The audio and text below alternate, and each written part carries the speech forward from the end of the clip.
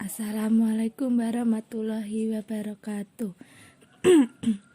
Kami dari kelompok 2 yang beranggota Elga Aulia Pradiasti nomor absen 8, Esa Pamela nomor absen 9, Estri Dwi Rahayu nomor absen 10, Vanessa Elga Violeta nomor absen 11, Fatih Kuntri Agustin nomor absen 12, Friska Andra Amelia nomor absen 13, dan Hasna Nur Afifah nomor absen 14 dari kelas 12 BDP 2. Kami akan menjelaskan materi tentang kehidupan hari akhir. Pengertian hari akhir. Hari akhir secara bahasa artinya hari penghabisan. Hari akhir secara istilah artinya ialah di mana pada hari itu alam semesta serta seisinya hancur, dan pada hari itu semua kehidupan makhluk hidup berakhir. Fungsi beriman kepada hari kiamat. 1.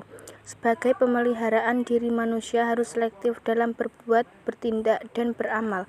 2. Sebagai pemacu semangat, disiplin, dan tanggung jawab untuk menaati segala perintah Allah Subhanahu wa Ta'ala serta berusaha menjauhi larangannya semaksimal mungkin. 3. Sebagai penunjang kehidupan yang tenang dan tentram karena telah melaksanakan ibadah maupun muamalah. 4.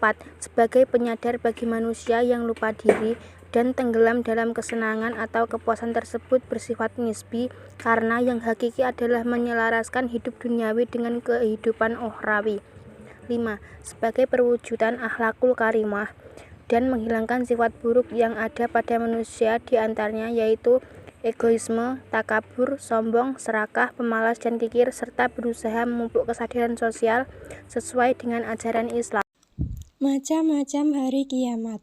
Kiamat sugro adalah kiamat kecil, yaitu berakhirnya kehidupan semua makhluk yang bernyawa dalam skala kecil. Contohnya kematian. Setiap manusia pasti akan mengalami kematian.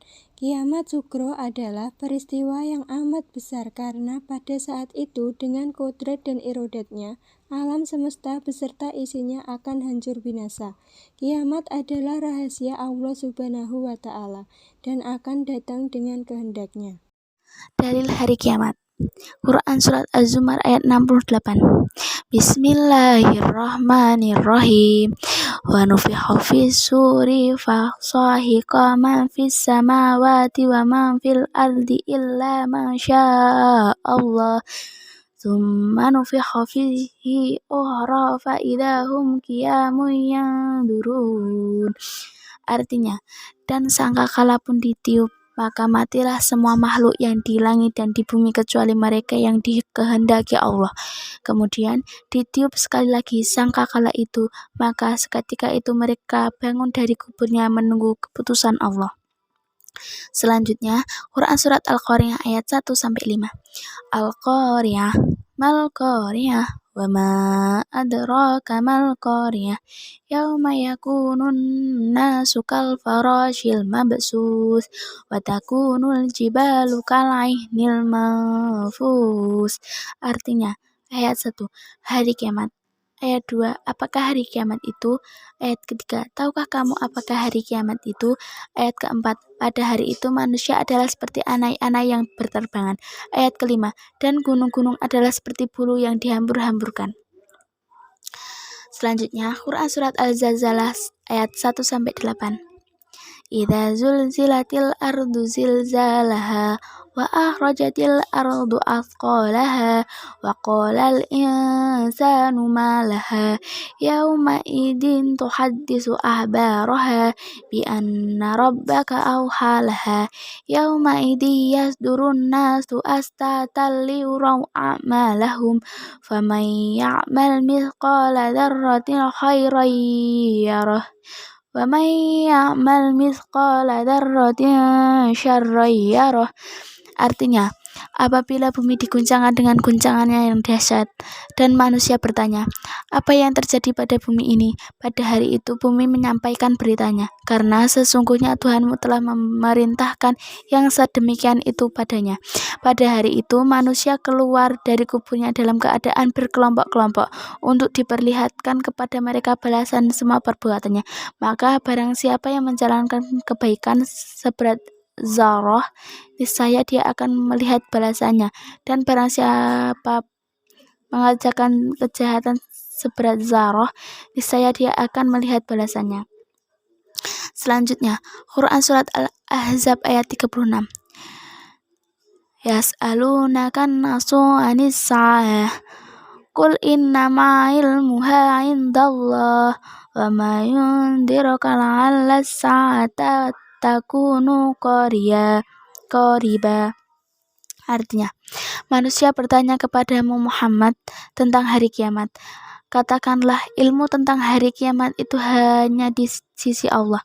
Dan tahukah engkau, boleh jadi hari kiamat itu sedekat waktunya. Selanjutnya, Quran Surat An-Naml ayat 87. Wa yauma yunfaku fis suri fazi'a man fis samawati wa ma fil ardi illa ma syaa Allah. Kullun atauhu dahirin. Artinya, dan ingatlah pada hari ketika sangkakala ditiup, maka terkejutlah apa yang ada di langit dan apa yang ada di bumi, kecuali siapa yang dikehendaki Allah, dan semua mereka datang menghadapnya dengan merendahkan diri. Selanjutnya, Quran Surat Al-Hajj ayat 7.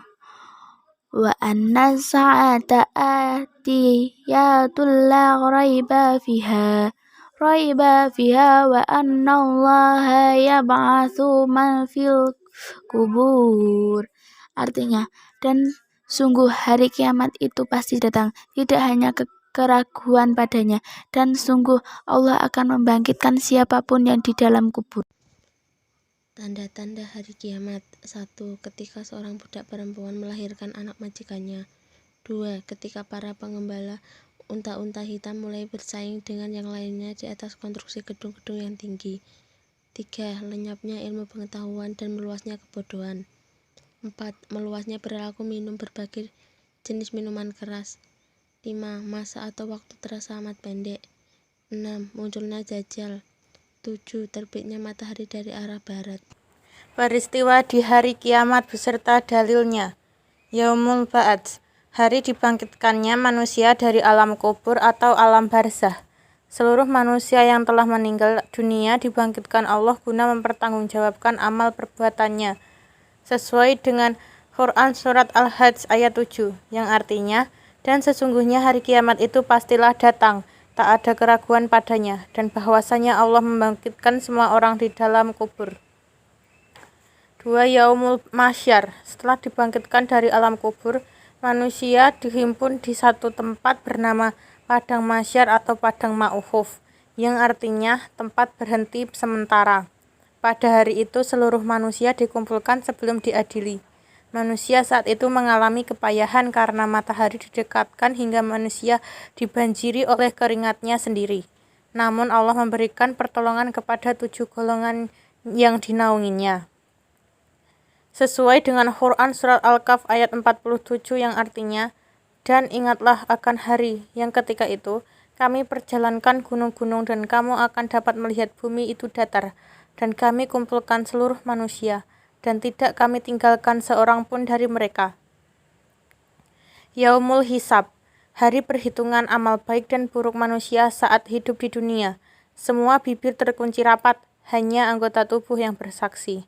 Sesuai dengan Quran Surat Yasin ayat 65, yang artinya, pada hari ini kami tutup mulut mereka, tangan mereka akan berkata kepada kami, dan kaki mereka akan memberikan kesaksian terhadap apa yang dahulu mereka kerjakan. Yaumul Mizan, hari penimbangan amal perbuatan manusia setelah diperhitungkan baik buruknya ketika hidup di dunia. Apabila amal baiknya lebih berat, maka ia akan beruntung mendapat rahmat Allah. Sebaliknya, jika dosanya lebih berat, maka ia akan menerima azab. Sesuai dengan Quran Surat Al-Anbiya ayat 47, yang artinya, kami akan memasang timbangan yang tepat pada hari kiamat, maka tiadalah dirugikan seseorang barang sedikit pun. Dan jika amalan hanya seberat biji sawi pun, pasti kami mendatangkan pahalanya. Dan cukuplah kami sebagai pembuat perhitungan. Itaul Kitab, pemberian buku catatan kepada amal manusia. Ketika lembaran catatan amal dibagikan, seluruh manusia berlutut menanti panggilan untuk menghadap Allah. sesuai dengan Quran surat Jadsiyat ayat 28, yang artinya, dan pada hari itu kamu lihat tiap-tiap umat berlutut, tiap-tiap umat dipanggil untuk melihat buku catatan amalnya.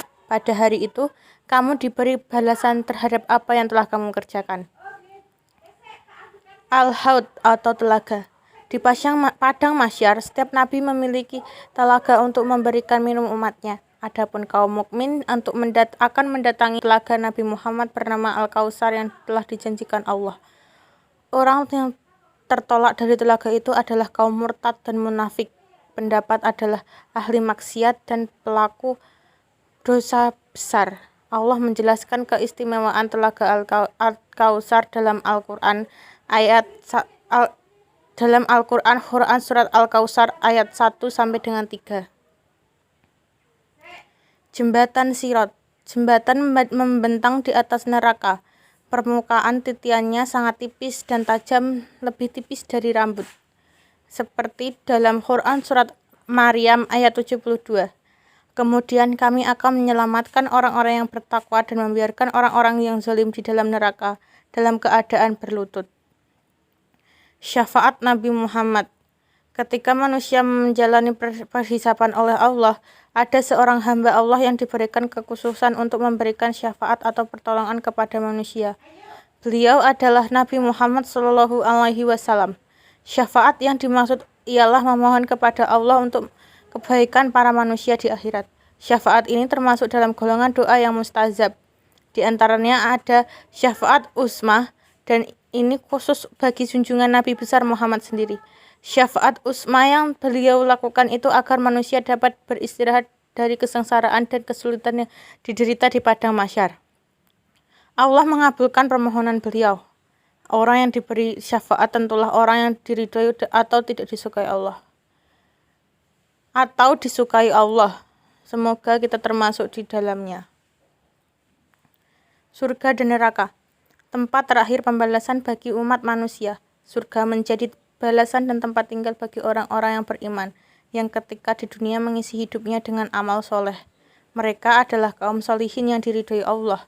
Sebaliknya, neraka menjadi tempat kekal bagi mereka yang mengingkari Allah dan Rasul-Nya, dan balasan bagi pelaku dosa besar. Seperti dalam Quran surat Al-Zumar ayat 71, yang artinya, orang-orang kafir dibawa ke neraka jahanam berombong-rombongan. Dan juga pada Quran surat Al-Zumar ayat 73 yang artinya, dan orang-orang yang bertakwa kepada Rabb-Nya dibawa ke surga berombong-rombongan pula. Hikmah beriman kepada hari kiamat. 1. Meningkatkan ketakwaan kepada Allah Subhanahu wa Ta'ala. 2. Senantiasa beramal soleh. 3. Berbuat baik kepada sesama. 4. Muncul rasa takut berbuat maksiat. 5. Mempersiapkan diri dengan baik.